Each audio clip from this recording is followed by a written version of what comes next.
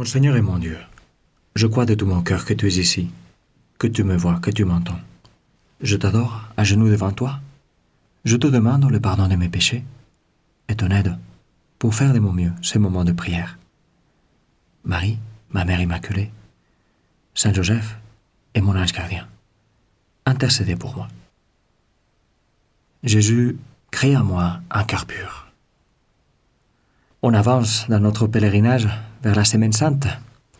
Et j'ai dit bien pèlerinage parce que pèlerin, c'est celui qui marche peragrum, à travers le champ.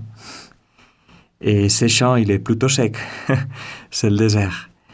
Eh bien, on avance et on voit comme l'ambiance dans l'Évangile devient de plus en plus tendue. Aujourd'hui, nous suivons Jésus dans un échange avec ceux que Saint Jean appelle en général les Juifs. Et par là, il se réfère à ceux qui étaient contre Jésus, qui s'opposaient à lui. Et il nous dit déjà clairement que ces gens cherchaient à les tuer. Et Jésus, aujourd'hui, tu parles beaucoup du Père, comme c'est le cas très souvent dans l'Évangile de Saint Jean. Et parmi tes propos, j'aimerais en rester à une affirmation mystérieuse que tu fais tout au début du passage d'aujourd'hui. Tu viens de guérir un paralysé et tu l'as fait comme d'habitude le jour de sabbat. Et puisqu'on te critique pour ça, parce que soi-disant tu devrais t'abstenir de faire des miracles dans ce jour de repos, tu dis « Mon Père est toujours à l'œuvre et moi aussi, je suis à l'œuvre. » Alors, ceux qui entendent cette phrase ne savent pas quoi en faire. La seule conclusion qu'ils tirent, c'est qu'il faut tuer Jésus, parce qu'il est en train de se mettre au même niveau que Dieu. Et ça, c'est un blasphème. Eh bien, toi et moi, nous ne tirons pas cette conclusion. Mais est-ce que nous savons quoi en faire de cette phrase mystérieuse? Mon Père est toujours à l'œuvre, et moi aussi, je suis à l'œuvre. En quoi est-ce que ça nous touche? Qu'est-ce que ça signifie pour notre vie? Eh bien, essayons d'y approfondir un peu. Essayons de prier avec. Tu te souviens du récit de la création? Le premier jour, la lumière et les ténèbres, le jour et la nuit. Le deuxième jour, la mer, les nuages, l'eau d'en bas, l'eau d'en haut. Troisième jour, la mer, la terre, l'herbe et les plantes, etc., etc. Jusqu'au sixième jour, où Dieu crée l'homme et la femme, où Dieu se salit les mains de boue pour nous créer. Et puis il y a le sabbat, le jour de repos, le septième jour. Et puis c'est fini la création, n'est-ce pas? Eh bien non, la création n'est pas finie. Et c'est pour ça que Jésus nous dit que mon Père est toujours à l'œuvre et moi aussi, je suis à l'œuvre. Tu sais, on tend à penser au récit de la Genèse comme un récit sur quelque chose qui s'est passé il y a longtemps et comme si la création déjà était finie. Eh bien non, la création est encore en cours et c'est Jésus qui le dit. Les travaux sont encore en cours. Dieu n'a pas encore fini sa création. Et en fait, c'est pas juste ce que tu dis, Jésus, c'est aussi ce que tu fais. Pourquoi tu fais tous ces miracles? Pourquoi Saint Jean commence son évangile en mettant un miracle après l'autre, tous soigneusement choisis? L'eau qui devient vin, les pains qui se multiplient, Jésus qui marche sur l'eau, les aveugles qui voient, les paralytiques qui marchent, Lazare qui ressuscite. Eh bien, ce que Saint Jean veut nous montrer, c'est comme la création n'est pas encore finie, comme on est en marche vers le monde où il n'y aura plus de souffrance ni de mort. D'ailleurs, c'est ce que dit aussi l'Apocalypse, qu'on attribue aussi à Saint Jean. Le Seigneur est en train de faire toutes choses nouvelles. Et nous, par contre, qui nous plaignons, comme en assumant que ce monde était déjà fini, comme en assumant que la justice et la paix devraient se faire déjà tout de suite, maintenant. Eh bien non, on n'est pas encore au ciel, on n'est pas encore au nouveau monde. Le monde n'est pas encore fini. Les travaux sont en cours. Du coup, tu vois, on est dans le récit de la création. On est plein dedans. On en est au 6e jour. On en est à la création de l'homme et de la femme, qui n'est pas encore finie.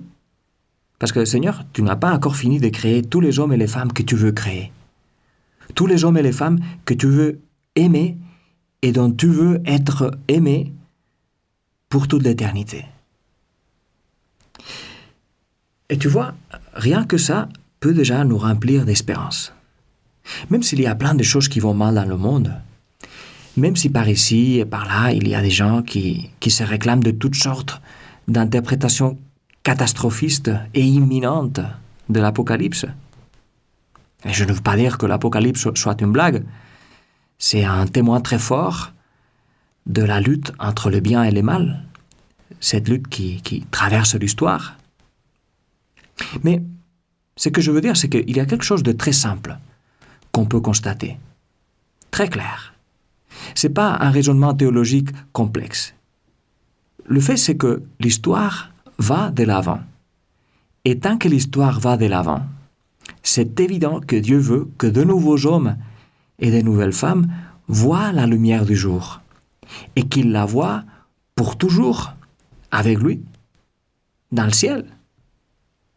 Donc, tant que l'histoire va de l'avant, tant qu'il y a une année qui vient après l'autre, 2024, 2025, 2026, tant que l'histoire va de l'avant, c'est clair que Dieu est en train d'élargir l'espace de sa tente, comme le dit la Bible. Toi, Seigneur, tu es en train de faire encore de la place dans le ciel. Et ça ne veut pas dire qu'aller dans le ciel soit quelque chose d'automatique. Il faut vouloir y aller. Mais ce qui est évident, c'est que si c'était la catastrophe complète que certains pensent, si le mal était en train de triompher de façon écrasante sur les biens, eh bien, mon Dieu, tu aurais mis fin à l'histoire il y a un bon moment. Sinon, pour en revenir à cette belle image de la boue, je trouve que là, il y a un beau clin d'œil. Mais la Bible est pleine de clins d'œil. Un beau clin d'œil pour parler de notre création, la création de l'homme et de la femme. Parce que jusqu'au 6e jour, on t'avait vu, Seigneur, on t'avait vu donner des ordres sur la lumière, l'eau, les plantes, comme un grand directeur d'orchestre. Mais ici, lorsqu'il s'agit de nous, tu ne donnes plus des ordres, pour ainsi dire, à distance, mais tu te mets toi-même à nous modeler. Tu te salis les mains debout. Et pourquoi c'est un beau clin d'œil?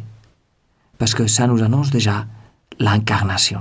Ça nous annonce le fait que toi-même, mon Dieu, dans la personne du Fils, tu es devenu. Et en fait, tu restes pour toujours l'un de nous.